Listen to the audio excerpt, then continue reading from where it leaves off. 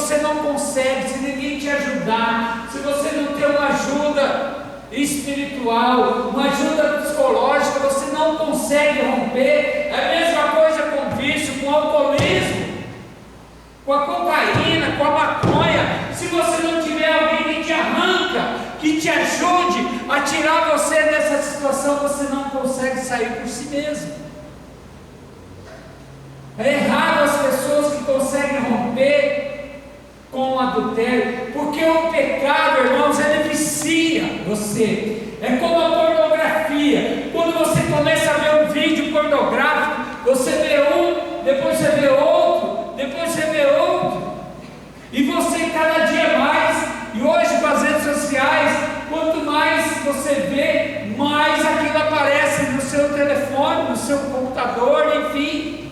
Você sabe disso. E aí você não consegue romper com isso, porque isso é uma barreira espiritual. É preciso que quebre, é preciso que arranque essa situação. Porque nós temos que estar face a face com Deus. Senão a face de Deus se oculta. E a gente não pode estar rezando. A gente não pode. Deus não ouve a nossa oração. Você reza, você faz até jejum, você até faz as novenas, e você não vê o resultado disso. Por quê? Porque ainda você continua preso em uma redoma. A redoma é o pecado, e nós precisamos cortar esses laços. Nós precisamos ser arrancados dessa situação. Como o catecismo da igreja nos diz, é um abuso. É um abuso. Nós abusamos da liberdade, nós abusamos daquilo que Deus nos deu, que é a nossa livre-arbítrio.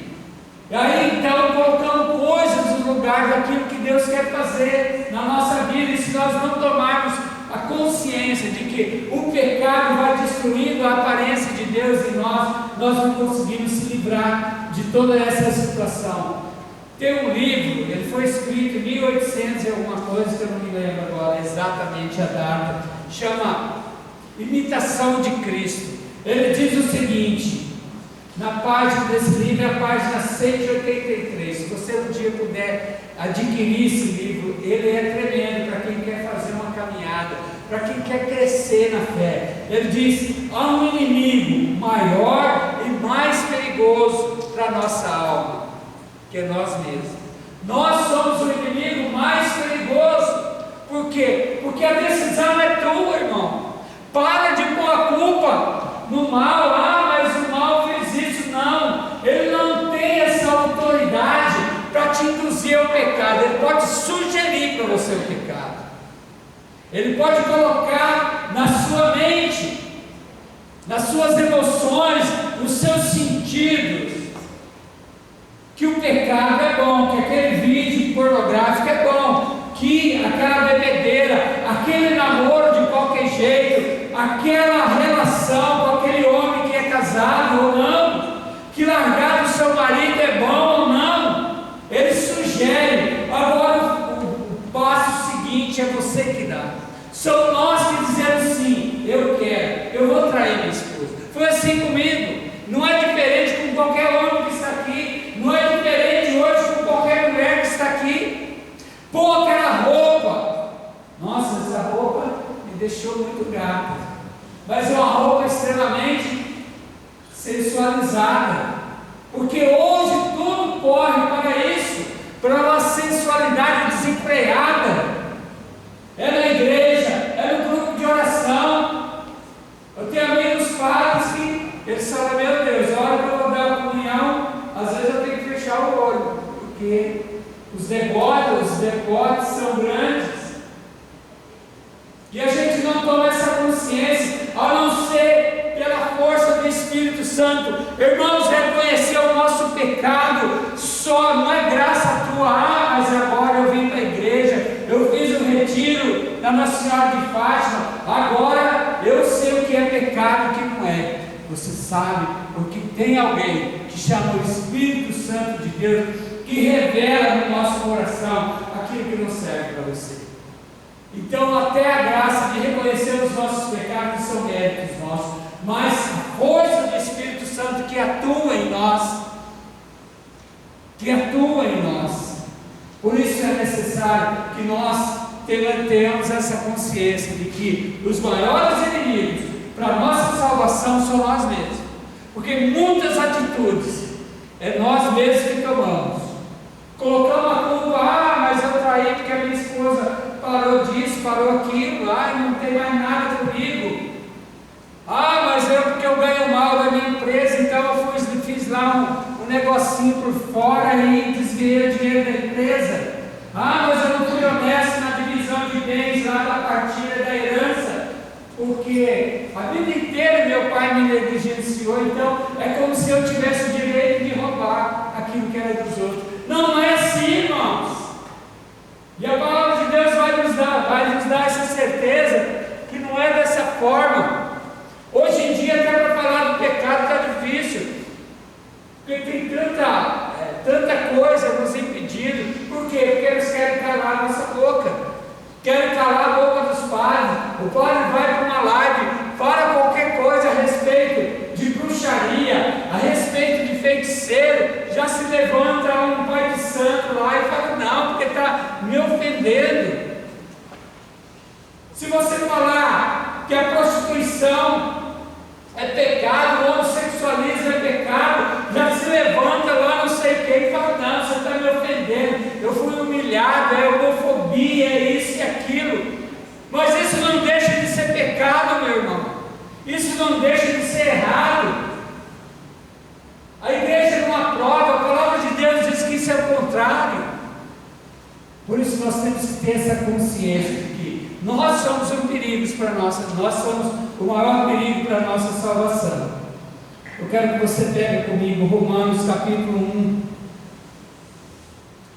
Romanos capítulo 1, versículo do 24 ao 32, da Bíblia Ave Maria, página 1450. Romanos, essa tradução aqui, essa versão da Bíblia Ave Maria é diferente. Não bate essa página. Essa página é da Bíblia Ave Maria. Romanos capítulo 1, versículo do 24 ao 32. Já que nós estamos falando de pecado, então vamos dizer o que é a palavra de Deus, o que a igreja ensina, o que a palavra de Deus fala a respeito do pecado. Amém? Misericórdia. 1450 diz assim: por isso Deus os entregou aos desejos dos seus corações, a imundície, de modo que desonram entre si os próprios corpos. Trocaram a verdade de Deus pela mentira, adoraram e serviram a criatura em vez do Criador. É isso que o mundo está fazendo. Hoje tem mais importância um cachorrinho, não tem nada contra os animais, tem um cachorro. É muito mais importante você acolher um cachorrinho do que acolher uma criança. Mas é um mendigo, mas ele, se eu dar o dinheiro, ele vai beber, e daí? Se Deus colocou ele para você, é para você ajudar.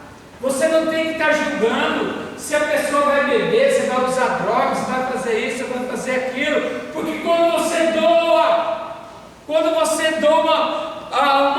uma ajuda a uma pessoa mesmo viciada, você está evitando que ele vai roubar, porque ele vai usar droga de qualquer jeito. Então ele vai assaltar uma senhora, ele vai roubar um celular, ele vai evitar até de assassinar uma pessoa. Mas eu não ajudo porque esses caras vão beber. Mas talvez, se você não ajudar, você está salvando uma família que poderia ser assaltada. Então nós temos que fazer aquilo que é nosso, a nossa parte, irmão. O Senhor diz que nós estamos adorando a criatura e não o Criador. Estamos vivendo uma mentira. Deus me entregou os seus desejos, os desejos do nosso coração. E um homem sem Deus é um homem dado a todo tipo de paixão.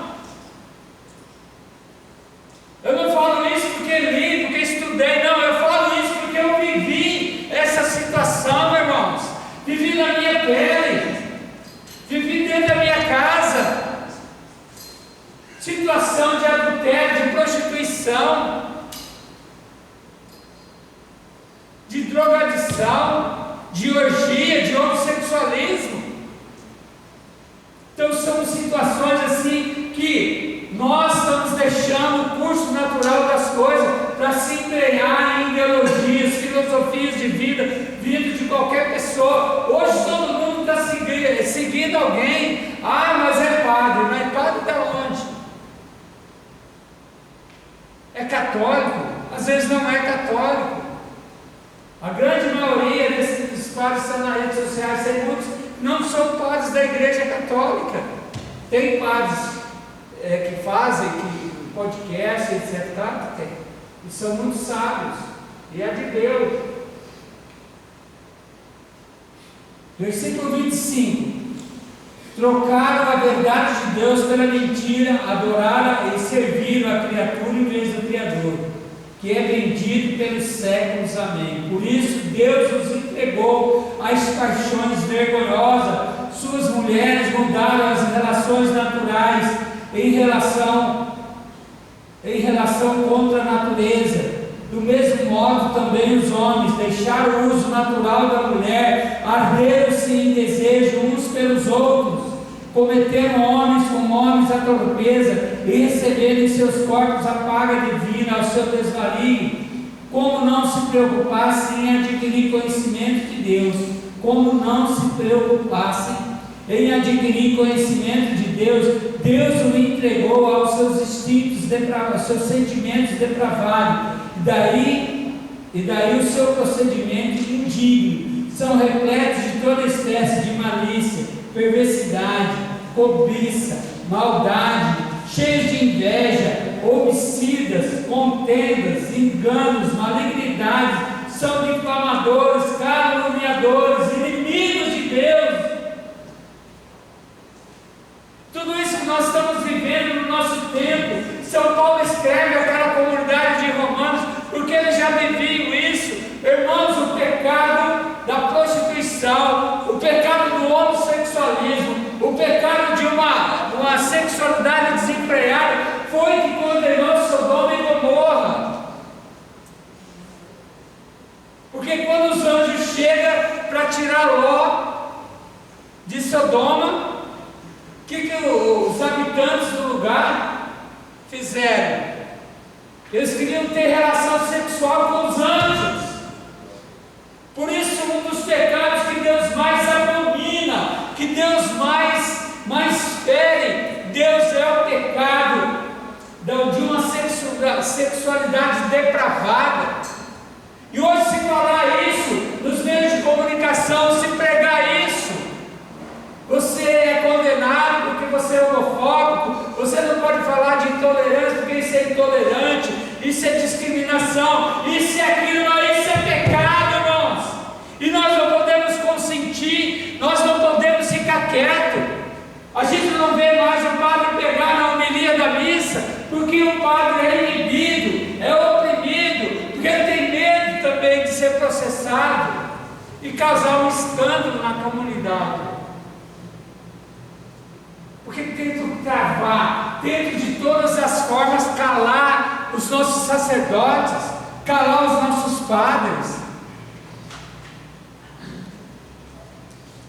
Mas a verdade está aí, nua e crua. Eu vou falar uma coisa que talvez você não vai concordar, né? Eu estava conversando até na minha casa, até foi um motivo de discussão. Minha esposa, estou com dó da Preta Gil. Também, é uma doença terrível, né? Aí ela morreu nos Estados Unidos, veio para cá e ontem, aí velaram e ontem foi o inteiro. O que tinha mais naquele lugar? Porque as pessoas que foram no velório estavam todas de branco. Porque eles são do candomblé, da umbanda, e quando morre um membro, tem que a pessoa vai de branco em homenagem ao Oxalá. Oxalá, para o espírita, para As pessoas adeptas do candomblé, da Umbanda, é Jesus Cristo. Por isso todo mundo estava de branco. Os casais chegavam de mãozinha dada, homem com homem, mulher com mulher, iam lá, chorava, rezava e tal, fazia suas homenagens. Tudo bem, não tem nada contra isso. Mas irmãos, o que tinha? O que mais tinha lá? Pai de santo, babalorixá.